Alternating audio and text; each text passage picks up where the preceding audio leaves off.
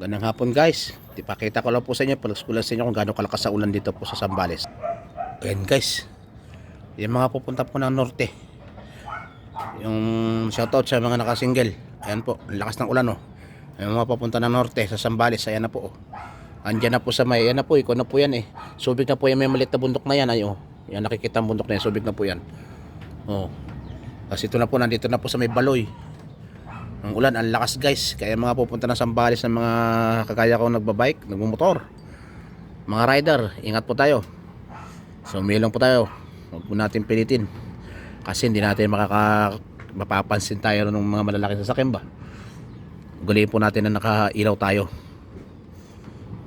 Pag ganyan malakas ang ulan, kung may hazard tayo, mag-hazard tayo mga nakasingle. Kaya po, para nakikita. Kasi tina, zero visibility na yan guys oh. Tinabakita yung hanjin. Oh, yung bundok na Subic, wala na. Ito na lang po malit na bundok na ito. Boundary na po yan eh. Banda rito, kuna po ba rito.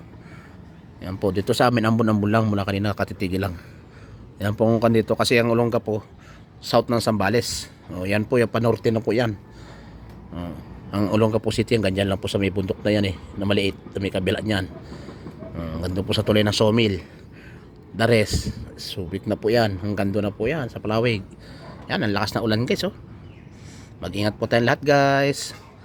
Konting sharing lang po ni Kuya George The Adventure. Maraming po salamat sa lahat ng mga nanonood, nagla-likes, nag-share, nagpa-follow. Maraming po salamat sa inyo lahat. At yung mga nanonood din po sa akin sa TikTok, salamat din po. Tsaka sa Red App, maraming po salamat. Maraming po salamat sa inyo lahat guys, sa inyong suporta.